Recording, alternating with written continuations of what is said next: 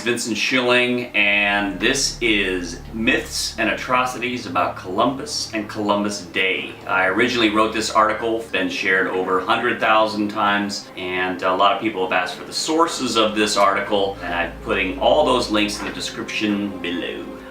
This video is not for the young ones. There are some very disturbing accounts that are very, let's just say, adult related. Columbus Day is the second Monday of October every year, and some communities celebrate Indigenous Peoples Day, but we're going to be talking about Columbus Day, the man who supposedly discovered the United States. And Columbus Day was conceived by the Knights of Columbus, which was a Catholic fraternal organization in the 1930s because they wanted a Catholic hero. Franklin Delano Roosevelt signed the day into law as a federal holiday in 1937. A huge portrait of Columbus still sits in our nation's capital today.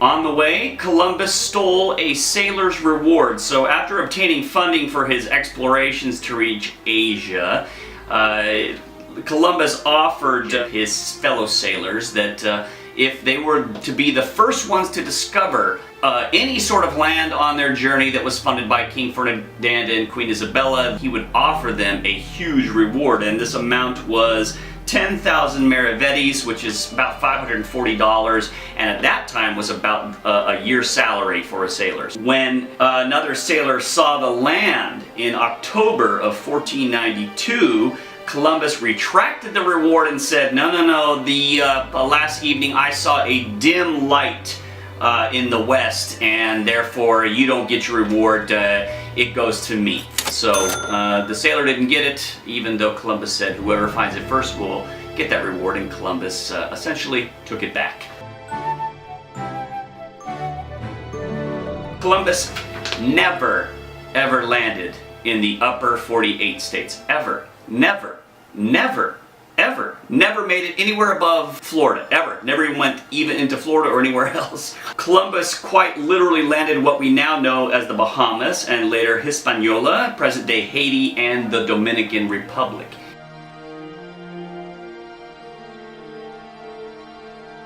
He says, "As soon as I arrived in the Indies on the first island which I found, I took some of the natives by force in order that they might learn and might give me information of whatever there is in these parts." So he just took them by force. Columbus painted a horrible picture of otherwise peaceful natives. So when Columbus first saw the native Arawaks that came to greet him and his crew with a peaceful and admiring tone, these are his words. "They brought us parrots and balls of cotton and spears and many other things. They willingly traded everything they owned. They were well built with good bodies and handsome features. They do not bear arms and do not know them.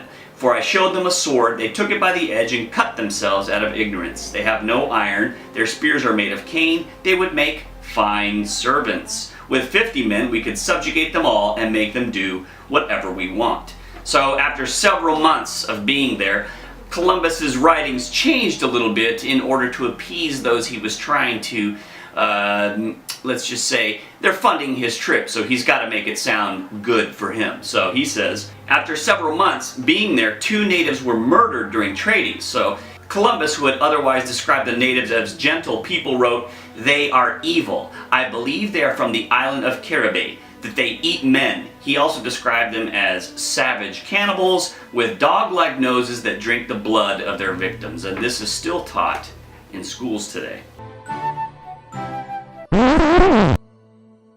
Columbus's men were rapists and murderers, and this is documented, not just an assertion. This account is by a close friend of Columbus who wrote the first disturbing account of a relation between himself and a native female gift given to him by Columbus. "When I was in the boat, I captured a very beautiful Carib woman, whom the said Lord Admiral gave to me, and with whom, having taken her into my cabin, she being naked according to their custom, I conceived desire to take pleasure. I wanted to put my desire into execution, but she did not want it, and treated me with her fingernails in such a manner that I wished I had never begun.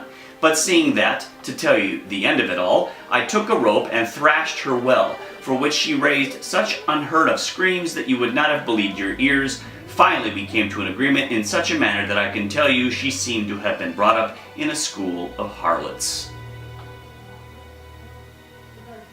In addition to raping and taking the women at will, Columbus's men were also murderers, and there are several accounts by many different writings. Spaniards were testing the sharpness of their blades on native people by cutting them in half, beheading them in contests, throwing natives into vats of boiling soap, accounts of suckling infants being lifted from their mother's breasts by Spaniards, only to be dashed headfirst into large rocks. Bartolome de las Casas, a former slave owner who became Bishop of Chiapas, described these exploits. He saw the atrocities and eventually changed his ways and was horrified by what he saw. And you can find many of his writings all over. So he says, "Such inhumanities and barbarisms were committed in my sight as no age can parallel. My eyes have seen these acts so foreign to human nature that I now tremble as I write." Columbus enslaved people for the pursuit of gold. So because he had told Queen Isabella and King Ferdinand that he'd be finding all this gold that he didn't find, essentially he was given 17 more ships and 1,200 men for his next expedition. However, he was unable to deliver, so he forced natives to work in gold mines until absolute exhaustion, and those who opposed were beheaded or had their ears cut off. They also had their hands cut off.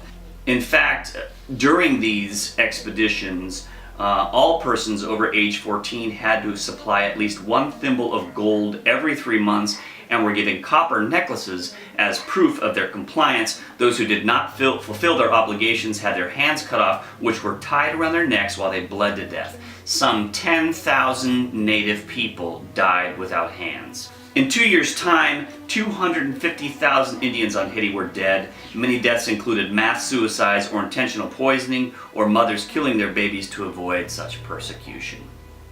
In the words of Columbus, written a few years before his death, "Gold is the most precious of all commodities. Gold constitutes treasure, and he who possesses it has all he needs in the world, as also the means of rescuing souls from purgatory and restoring them to the enjoyment of paradise."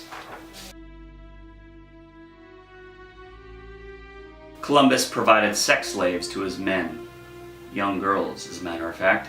In addition to putting natives to work as slaves in his gold mine, Columbus also sold sex slaves to his men, some as young as 9 years old. Columbus and his men raided villages for sex and sport. In the year 1500, Columbus wrote to a friend, "100 castellanos are as easily obtained for a woman as for a farm, and it is very general, and there are plenty of dealers who go about looking for girls. Those from 9 to 10 are now in demand."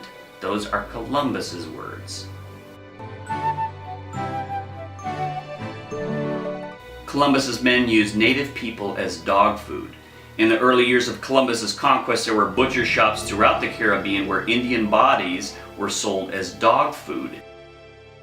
Columbus and his men actually had hunts with these war dogs, and these war dogs were covered with armor. They were a fierce match for the native people, and it was terrible. And they were fed human flesh, and there are accounts of Columbus's men tearing babies out of horrified families' arms and throwing the babies to the dogs to watch them be torn to shreds.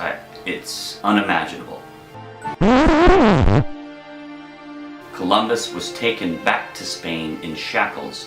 He was arrested for his behavior by the governor at the time. Columbus was essentially forgiven for his crimes. He was pardoned. Thank you for watching. This is Vincent Schilling. I appreciate it very much. If you have any questions, please feel free to reach out to me on Twitter, and I'll be glad to do the best I can to respond. Hope the best for you and your family. Much love. Thank you.